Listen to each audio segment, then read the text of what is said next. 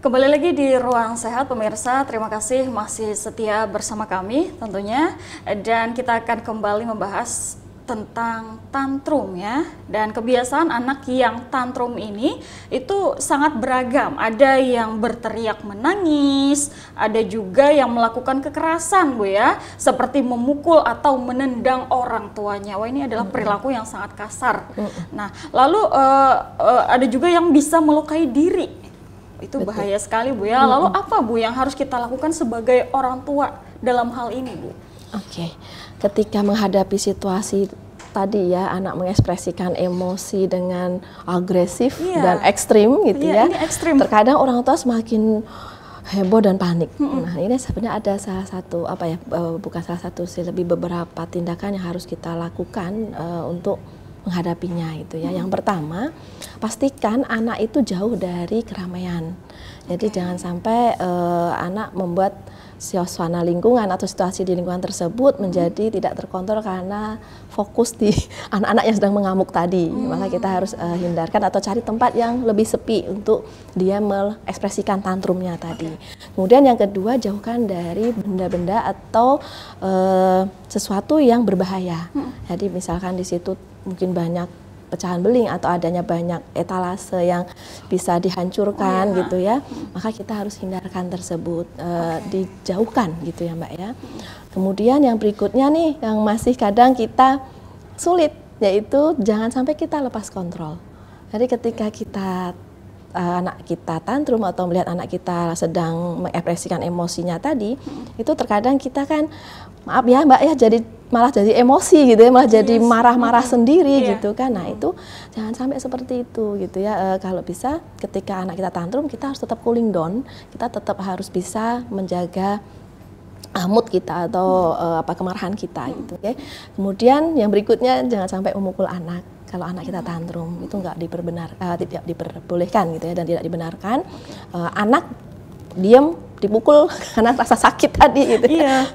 Itu tidak benar juga gitu. Kemudian abaikan anak, tetapi tetap dalam pengawasan. Jadi ketika dia gulung-gulung tadi kata Mbak Koko bilang, kemudian dia tendang-tendang tadi gitu ya, abaikan dia, cueki gitu ya. Nggak usah dihiraukan atau kita bingung segera mencari apa yang bisa membuat dia diam gitu ya. Kita tetap tenang menghadapinya, diamkan dan tetap dengan pengawasan. Jangan-jangan dia nanti lompat gitu.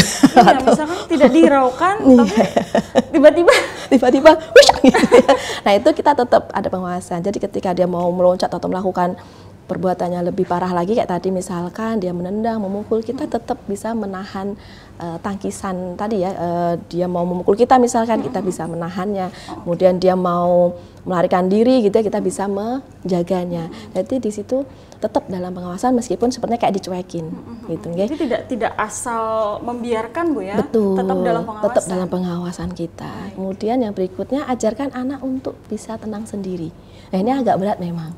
Karena anak-anak diminta untuk supaya nangisnya diam sendiri tanpa ada sesuatu yang membuat dia diam.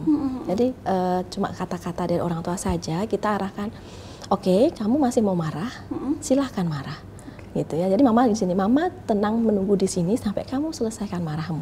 Jadi seperti itu. Nah, itu perlu keterampilan memang Mbak. Jadi kita nggak yang oke, gitu nggak gitu ya. Tapi kita oke, kamu mau marah, silahkan marah. Mama akan tetap menunggu kamu di sini sampai kamu tenang. Nah, ini perlu proses untuk dia memang akhirnya kok mamaku diem aja ya gitu. Dan akhirnya dia berpikir lama-lama capek juga aku tantrum gitu ya. Nah, akhirnya dia akan tenang dengan sendiri. Oke, sudah ya, sudah selesai tantrumnya. Maka setelah itu barulah kita berikan dia pelukan atau berikan dia ketenangan dengan memeluknya gitu ya. Oke, sudah ya, udah marahnya. Gitu. Jadi kita tenangkan dengan pelukan itu setelah dia menyelesaikan tantrumnya tadi. Waduh, berarti ini perlu kesenian intonasi berbicara juga harus. Iya, seperti Mbak Koko. Memang ya, supaya suara kita ini lebih lembut lagi, lebih bisa masuk ke dalam hatinya begitu. Ini sulit sebenarnya. Tapi ketika Ibu tadi yang menyampaikan itu rasanya tenang sekali Bu. Oh gitu. Iya. Udah biasa kan ya. Oke, itu memang perlu keahlian lagi Bu ya kalau untuk itu. Betul. Oke. Nah, apa boleh Bu? Apa yang boleh dan tidak boleh kita lakukan Bu saat anak ini sedang tantrum Bu? Oke. Kalau anak lagi tadi ya Mbak ya, heboh tadi, apa yang boleh dan tidak boleh. Yang boleh itu yang pertama kita bersikap tegas. Nah ini yang perlu harus kita pahami ibu-ibu seluruh Nusantara ya. Bahwa tegas di sini bukan galak. Oke. Tegas di sini adalah apa yang kita inginkan itu konsisten. Jadi tadi meskipun kita penyampaiannya adalah tenang ya. Oke, kamu marah, silahkan marah. Mama tetap di sini menunggu kamu. Ini tegas. Bukan yang oke, kamu marah. Itu namanya tegas, bukan begitu. Itu namanya marah. Kemudian yang boleh berikutnya adalah kita tetap tenang. Jadi kok maknya kayak misalkan ya kemarin saya beberapa waktu setelah Mbak Tivita Bolong minta itu, saya cari-cari video tentang tantrum. Ada bapak-bapak yang tenang tapi dinyinyirin sama netizen katanya. Karena nggak peduli sama anak, nggak sayang sama anak. Justru itu sikap yang benar gitu ya. Dia tetap tenang meskipun anaknya kayak gitu, dia tidak terjadi pergolakan emosi gitu ya. Dia tetap santai gitu. Itu yang harus dilakukan oleh seorang tua yang menghadapi anaknya seperti itu. Tapi kalau orang-orang banyak mungkin Bu ya menilainya itu jahat. Jahat. Kamu jahat ya. Bapak ini jahat banget gitu ya. Dianggap cuek pada anaknya, padahal itu yang benar. Iya, justru itu yang benar. Kita bersikap tetap tenang. Kita tidak panik, karena semakin kita panik, anak membaca situasi yang ada. Jadi kita dilihat anak, oh papaku panik nih, makin menjadi dia, makin menjadi karena dia melihat bahwa kita udah nggak tenang nih, kita masih pada malu dengan orang, malu dengan siapa-siapa ya gitu. Jadinya akhirnya anak jadi menangkap, sebentar lagi bapakku akan luluh gitu. Ya, jadi kita harus tetap bersikap tenang, wajah tetap santai, dan jangan lupa yang boleh dilakukan adalah abaikan anak. Jadi kita bukan mengabaikan itu dalam konteks jahat tadi, tetapi kita tidak membenarkan perilakunya. Dan apakah anak Bu merespon semua itu Bu, dalam arti misalkan kan kita melakukannya tadi melakukan pembiaran, apakah semua anak merasa bahwa wah, kok aku didiamkan, apakah seperti itu Bu, atau hanya beberapa anak saja Bu? Oke, baik. Ini mungkin pertanyaan yang sangat ini ya banyak terjadi. Iya. Oke. Ya, kalau selama ini saya berada di bidang saya yaitu terapi okupasi yang selama ini menangani anak-anak dengan kebutuhan khusus yang mana mereka kesulitan untuk menangkap situasi lingkungan, ekspresi orang, kemudian kesulitan untuk memahami membaca bahasa orang. Itu saja saya bisa melakukannya gitu dengan itu. Apalagi anak normal jauh lebih pintar seharusnya. Jadi dia bisa semua anak bisa memahami dari apa yang kita lakukan sebenarnya ketika mereka tantrum, dicueki, tidak dihiraukan apa yang dia tantrum, mereka akan merasa lelah sendiri gitu ya. Kayak misalkan kita nih, saya cerita agak sedikit melebar dikit. Istri ngambek sama suami, suami cuek. Kita nangis-nangis yang misalnya itu, suami kita cuek. Lama-lama kita bingung, aduh capek juga, lapar juga ya. Apalagi mau mengunci diri ini, nggak mau makan dan sebagainya. Lama-lama kan jadi lapar, akhirnya makan. Akhirnya besoknya diamannya sudah selesai. Nah sama sebenarnya proses itu di anak kita juga lagi belajar begitu. Ternyata kalau aku dicuekin capek juga. Mamaku apa nggak sayang ya? Gimana dong kalau aku nanti dibuang? Mereka akan berpikir begitu sebenarnya. Akhirnya kita yang mendekat. Betul, akhirnya anaknya itu akhirnya mama ya gitu. Oke, wah ini luar biasa sekali nih pemirsa ilmunya. Nah kalau untuk anak Bu, misalkan kita peluk Bu ya, lalu dia malah melonggarkan diri misalnya, lalu haruskah kita lepaskan Bu atau dipaksa kita peluk dengan erat Bu? Oke, sebenarnya salah satu terapi yang hebat itu adalah loving kindness tadi ya, dengan peluk, dengan cinta gitu ya. Tapi ketika kondisi tantrum sebenarnya kita harus pahami bahwa yang aktif saat itu adalah otak reptil. Mbak Koko mungkin tahu ya, reptil tuh temennya apa aja? Buaya gitu ya. Pokoknya hewan-hewan. Iya. Jadi ketika otak reptil itu aktif, maka yang terjadi ya dia hanya akan makan gitu ya, hanya akan buas gitu kan. Nah ketika dia kok dipeluk, dikasih cinta malah tambah buas, berarti dia belum butuh sebenarnya. maka kita longgarkan dulu sesaat, kita cuekin dulu. Oke, kamu belum mau dipeluk, baiklah, mama akan tetap di sini nunggu kamu selesai dan kita akan berpelukan setelah ini. Nah, jadi itu nggak usah kita yang maksa, nanti malah kita kejedok, pak, gitu. Malah ditampar-tampar.